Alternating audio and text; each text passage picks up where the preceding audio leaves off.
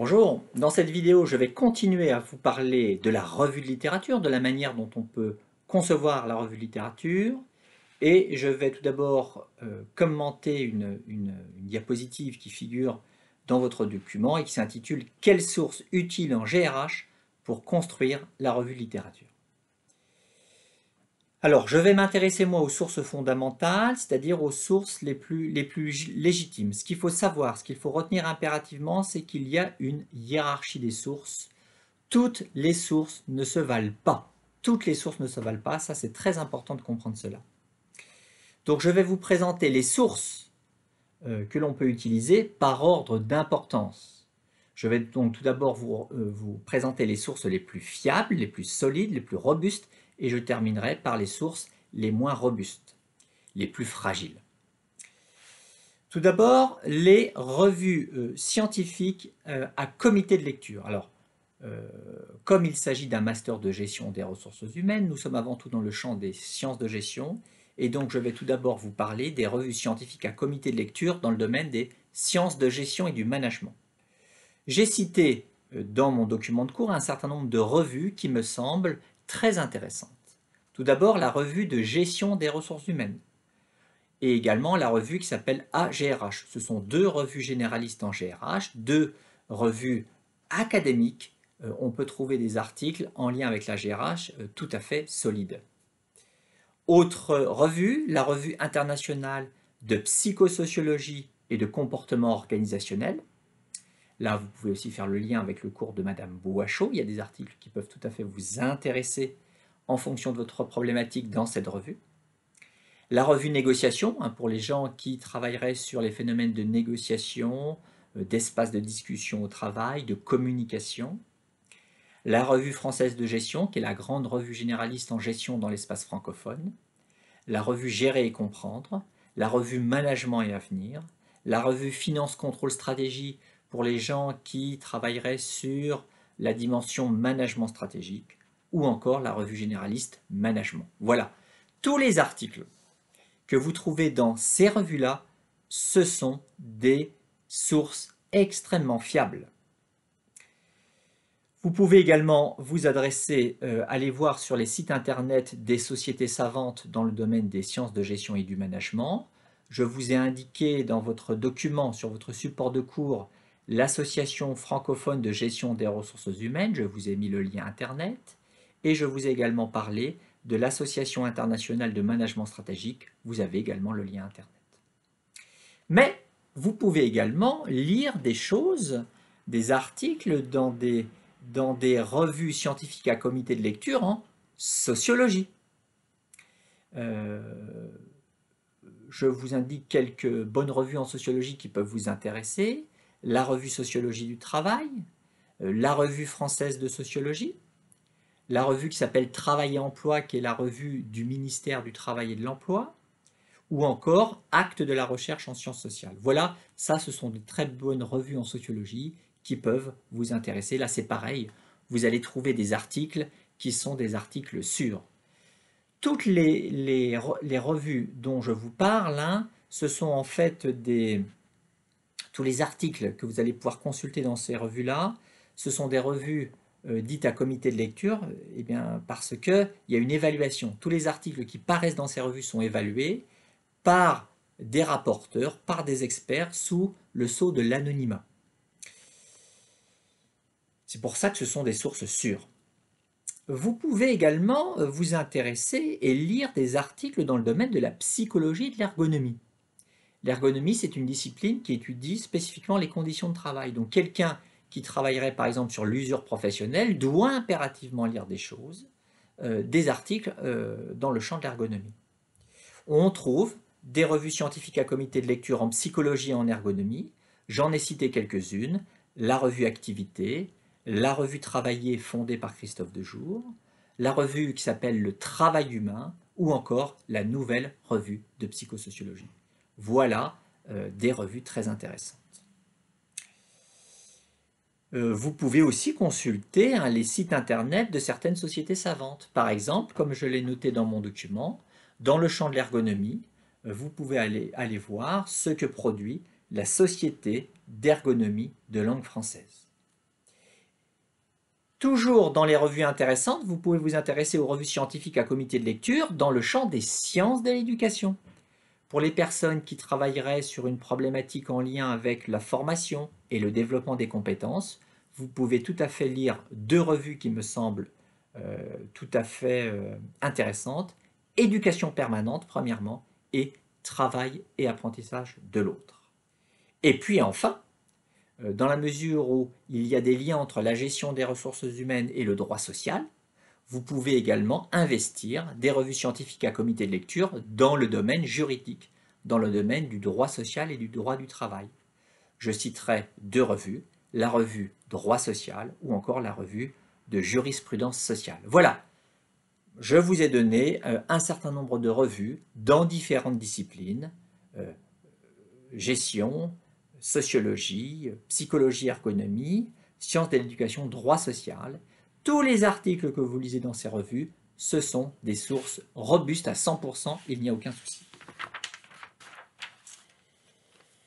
Alors ensuite, mis à part les articles académiques, les articles de recherche, vous pouvez également lire des ouvrages de recherche.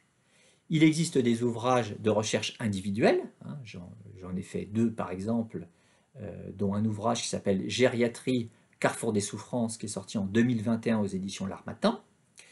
Et il existe également des ouvrages de recherche collectifs.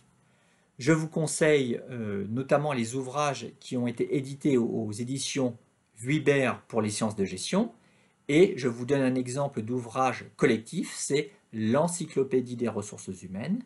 Vous avez plusieurs exemplaires de l'Encyclopédie des ressources humaines à la Bibliothèque universitaire de Belfort. Il doit y en avoir 5 ou 6. C'est une mine d'or. Hein, c'est une bible de 2000 pages sur les ressources humaines. Vous allez trouver des articles dans cet ouvrage en lien avec les ressources humaines. Ça couvre tout le champ des ressources humaines et c'est vraiment un outil extraordinaire. Ensuite, vous allez pouvoir lire d'autres ouvrages. Mais alors attention, c'est déjà un peu moins sûr. Vous pouvez lire des essais, vous pouvez lire des témoignages par exemple. Mais là, vous voyez, ce ne sont plus des sources académiques. Donc attention, ça va être essentiellement des propos d'acteurs engagés. Vous pouvez tout à fait lire par exemple un essai ou un témoignage produit par un grand patron ou par un syndicaliste, mais il faut rapporter ce témoignage à l'auteur et il faut le prendre avec des pincettes. Donc là, vous voyez, on est déjà dans des sources un peu moins robustes, un peu moins fiables. Ensuite, ce qui présente aussi potentiellement de l'intérêt, ce sont les sites internet institutionnels.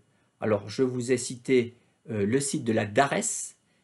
La DARES, c'est la direction à l'animation, à la recherche et aux études statistiques, qui dépend du ministère de l'Emploi, du Travail et de la Santé.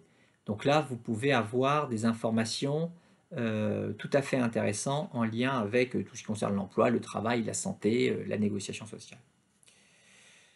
L'ANACT. Alors l'ANACT a un très bon site. L'ANACT, c'est l'Agence nationale d'amélioration des conditions de travail.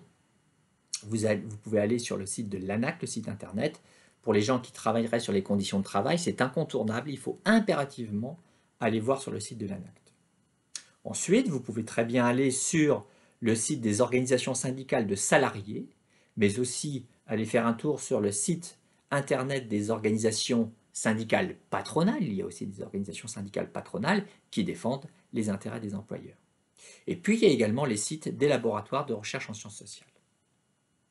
Ensuite, il y a aussi la presse professionnelle spécialisée en GRH.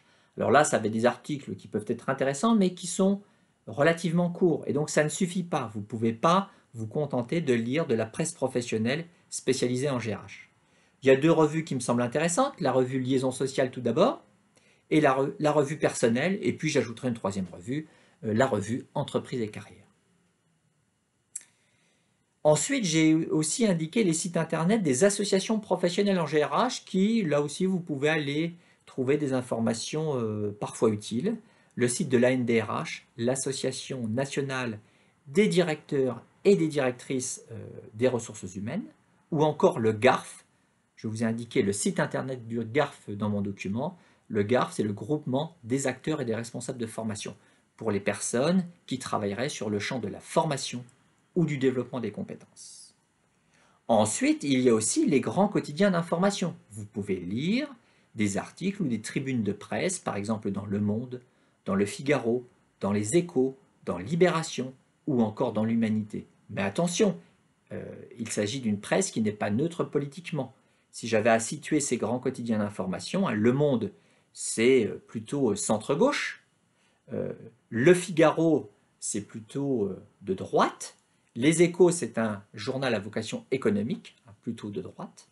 Libération, c'est plutôt à gauche du monde. Et l'Humanité, c'est plutôt la gauche de la gauche. C'est l'espace qui correspond plutôt au Parti communiste français ou éventuellement à la France insoumise. Pour vous donner une idée du positionnement politique de chacun. Et puis ensuite, vous avez, pour finir, les autres sources. Toutes les autres sources Internet. Alors, qui sont des sources peu sûres. Tout ce que vous pouvez trouver sur des sites, sur certains sites, sur des forums de discussion ou autres, bon, là, ce sont des sites qui sont quand même peu fiables. Donc, référez-vous avant tout aux articles académiques, aux ouvrages de recherche individuels ou collectifs et aux quelques sites Internet sérieux, notamment les sites Internet institutionnels dont je vous ai parlé. Et méfiez-vous du reste. Donc retenez bien l'idée qu'il y a une hiérarchie des sources. Pour terminer, je voudrais vous parler de la question des sources et des citations. Quelques règles de base pour bien citer ces sources, parce qu'il faut citer ces sources. Je voudrais insister sur 3 points. Premièrement, vous devez citer toutes vos sources. Toutes les sources sur lesquelles vous vous appuyez, elles doivent être présentes dans votre mémoire de stage. Dans le corps du texte, il y a 2 formes possibles, il y a 2 façons possibles de citer. Premièrement, vous pouvez citer la source complète en note de bas de page, dans le corps du texte. Deuxièmement, c'est la formule abrégée, c'est-à-dire dans le corps du texte, par exemple, vous pouvez faire une référence à un ouvrage, par exemple, ça va être, vous allez indiquer entre parenthèses, cela pour signifier la source, Collard, 2021. Et cette référence Collard, 2021, on va retrouver la source complète en bibliographie. Donc là, c'est en référence à mon ouvrage Gériatrie, Carrefour des souffrances. Deuxièmement, toutes les sources mentionnées dans le corps du texte doivent impérativement, on doit impérativement les retrouver dans la partie bibliographie. Et pour la construction de la bibliographie, je vous renvoie à votre document tuto biblio que je vous ai envoyé par mail. Document conçu par la Bibliothèque universitaire de Belfort. Et puis troisièmement, troisième règle, les propos d'auteur. Quand vous empruntez les propos de quelqu'un d'autre et que vous faites en quelque sorte du copier-coller, vous reprenez le discours, les propos de quelqu'un, eh bien il faut impérativement mettre ces propos-là, ce discours-là, entre guillemets, en indiquant impérativement la source. On doit savoir d'où ça vient. Sinon, si ça ne figure pas entre guillemets, vous ne pouvez pas faire de copier-coller sauvage, il faut reformuler à votre sauce, si je puis dire. Voilà, il y a vraiment ces 3 règles-là à respecter en ce qui concerne vos sources et vous devez citer toutes vos sources dans le corps du texte et on doit retrouver ces sources, évidemment, dans leur intégralité au niveau de la bibliographie. Voilà ce que je voulais vous dire dans cette longue vidéo. Dans la prochaine vidéo, je vous parlerai du mode de recueil des données. Au revoir.